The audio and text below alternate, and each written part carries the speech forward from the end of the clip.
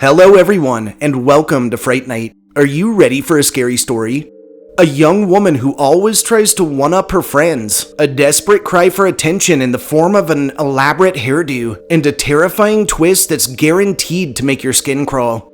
Are you sure you're prepared for the classic urban legend, the hairstyle? Caitlin Morris met Lindsay Parker when they were just 5 years old, and almost immediately, she learned a painful truth. Some people, like Lindsay, were just effortlessly popular, while others, like herself, had to claw their ways up to being noticed. From the start, Caitlin had always been a one-upper, but somehow, she could never one-up Lindsay. If Lindsay got new shoes, Caitlin would get more expensive ones, but for whatever reason, Lindsay's would be deemed cooler. If Lindsay won a spelling test or competition, Caitlin would spend all of her time practicing in order to win the next 3, but nobody cared. Everyone was always still focused on whatever feats Lindsay had accomplished previously, and that's the thing that bothered Caitlin the most. Lindsay never tried. She never cared. She was just herself, and it always seemed to work out for her. In kindergarten, the class entered a painting contest, and while Caitlin copied the master brushstrokes of an artist she'd seen in a book in order to mimic their skill, Lindsay simply painted a plain brown dog, her dog, Bruce, which she loved. And of course, Lindsay ended up winning the contest for originality and heart. In 5th grade, both girls auditioned for a part in the school play, The Adventures of Lily Mayfield. And while Caitlin felt she was almost guaranteed the leading role of Lily herself, Lindsay, who hadn't even practiced or rehearsed, but instead had just read the script in her own natural voice, ended up with the part. Caitlin never forgot the look on Lindsay's face when she got the part either. A look of total bewilderment, of surprise, as if she hadn't even wanted it.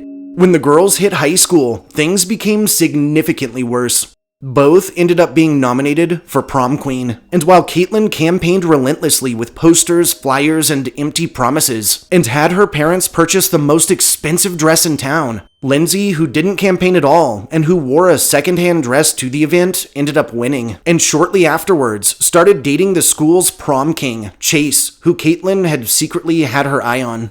The final nail in the coffin came during graduation, when Lindsay was selected to give the class speech. And in that moment, Caitlin quietly swore to herself that she would never forgive Lindsay for robbing her of the popularity her childhood and teenage years should have been filled with, and that someday she would get her revenge.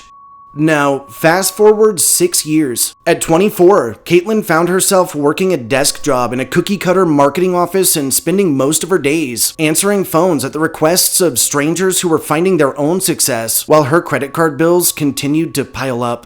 While she did try to separate herself from caring about people from her old high school, of course, she heard somewhere that Lindsay had gotten into one of the best colleges around and was just closing in on receiving a PhD. She was still with Chase, and the two were engaged to be married that summer. None of this really mattered, however, until the invitation came. One day, Caitlin found an odd-looking envelope in her mailbox, and when she opened it, she found it was a reminder for her school's class reunion. Now, she knew that Lindsay and Chase would be there, and immediately, she was certain that this was the perfect chance for her to get even. Preceding the reunion, Caitlin borrowed a sleek black company car and used what little credit she had to her name to buy an exquisite emerald dress that shimmered when she moved. And lastly, she booked an appointment at the most expensive salon in town. When it came time for her to choose her hairstyle, she told the stylist that she wanted something that had never been done before, something that everyone would notice at a formal occasion, something that seemed impossible.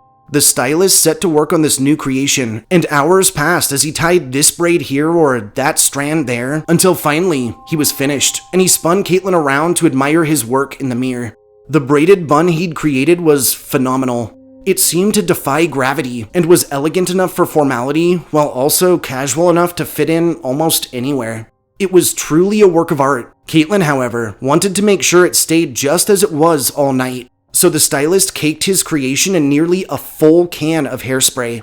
Before Caitlin left the shop, the stylist offered her one bit of advice. He instructed her that due to the massive amount of hairspray needed to maintain this bun, that it was important for her to wash it out the very next morning. When Caitlin arrived to the reunion, she was like a movie star who'd just stepped off the set. People turned and stared, oohed and awed, and the flow of compliments focused on her dress, hair, and looks were pretty much unending. Just as she'd planned, all of the focus was off of Lindsay and Chase and was hers to enjoy instead. Towards the middle of the event, however, Lindsay and Chase made their way up to Caitlin, and while Caitlin was already internally relishing the jealousy she suspected was about to emerge, to her surprise, Lindsay greeted her with that same genuine smile and a huge, meaningful hug. "You look absolutely amazing," stated Lindsay sincerely. "I'm really happy for you." Caitlin thanked her through gritted teeth. Not only was Lindsay not jealous, but she was, wanting to give her approval? Caitlin couldn't believe the hypocrisy. Through the rest of the night, everyone enjoyed themselves. Everyone except for Caitlin, that is, who was racking her brain on ways to one-up Lindsay. At the end of the night, the reunion was such a success that everyone planned to meet for dinner a month later.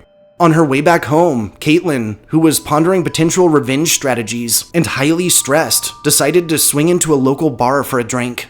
Well, one drink led to two, which led to four, which led to 8, and before she knew it, she was back home, passing out in her bed in the wee early hours of the morning.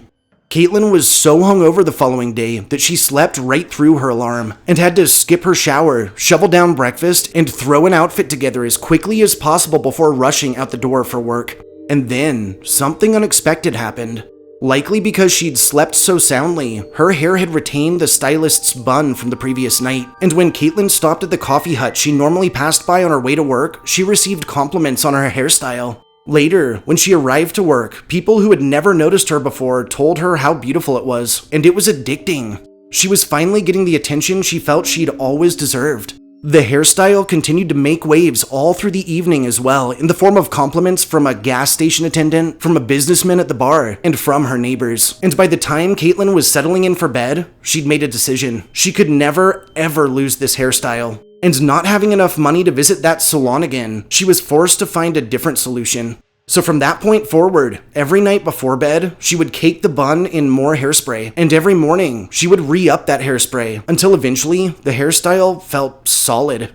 While at first, Caitlin figured the stylist probably just told everyone to wash out their hairstyles so he didn't go out of business, after a week or two, she discovered that her newfound beauty came at a price. Likely because of how much pull the style was putting on her hair, her scalp underneath became quite tender. Eventually, it almost hurt. There was that odd warm feeling, that vibrating, as if she'd just been slapped or pinched. But the idea of washing the style out terrified her more than this discomfort, for if she washed it out, people might stop noticing her, and she couldn't go back to being invisible. Finally, Caitlin decided that she would give it until the planned class dinner party, and afterwards, as soon as she got home, she would wash out the style. When it finally came time for the dinner party, Caitlin, who had purchased another dress that was way too expensive, waited in her car for everyone to enter before heading inside herself, fashionably late. The compliments started flowing instantly. Her former classmates crowded around her, talking her ear off as she made her way through the room towards Lindsay and Chase, whom she acted as if she hadn't noticed. But when she finally reached them, however, to her unending shock, they greeted her in very much the same manner as before, fondly, as you would an old friend, and with genuine happiness. And this only resulted in Caitlin becoming more infuriated. As the party carried on, toward the end of the night, Caitlin had obviously drawn the attention of the crowd with her unique hairstyle and lavish clothing. And as such, suddenly, someone tapped a glass and everyone began cheering for Caitlin to give a toast. This was it, the moment she'd been waiting for. This was her chance to stick it to Lindsay with a carefully crafted speech she'd definitely rehearsed a dozen times beforehand. She stood with her glass extended over the table, and slowly, everyone seated around it turned their attention towards her. Caitlin could feel her heartbeat quickening, likely due to nerves, and an intense heat flushed her body. She opened her mouth to speak, and that's when everyone knew something was very, very wrong. Instead of an elegant speech, all that Caitlin produced was a string of unintelligible syllables, and an instant later, her eyes went limp in her head and drifted outwards in different directions. Her knees buckled, and her hand shot out towards her chair as if she was trying to stabilize herself. But she missed and collapsed to the floor, dead, a pool of blood forming around her cranium. When the EMTs arrived, their initial assumption regarding Caitlin's cause of death was severe head trauma from the fall, during which they suspect she'd hit either the table or a chair. However, upon closer inspection, the truth was revealed to be much more terrifying.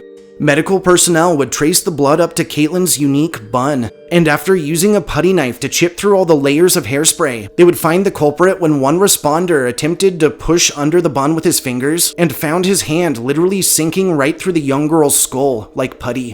While medical professionals would later determine the parasitic growth under Caitlin's bun to be nothing more than tinea capitis, which is normally just a ringworm of the scalp, the airtight and heat-retaining environment beneath the bun had trapped the normally harmless fungal infection firmly against the scalp, along with bacteria and God knows what else. And the case had become so advanced that I dare not describe it in detail here for fear of losing some of my fan base.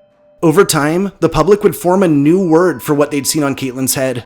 They called it honeycomb scalp, which fit well when considering the orange, waxy texture the top of the young girl's head had taken, and the countless little black holes across this area that looked exactly like hexagonal cells in a beehive. In reality, these were the holes that the fungus had eaten en route to Caitlin's brain. Following her passing, no one said much about Caitlin, but people did remember her hair, that perfect bun, that glamorous look. And when her story was told, locals would say it was the perfect hair. It just wasn't hers anymore. Oof. Yeah, I'm just going to go ahead and jump in front of the bowl on this one and say that I'm very sorry for any of you who are squeamish, and I sincerely hope you're not itching too badly right now.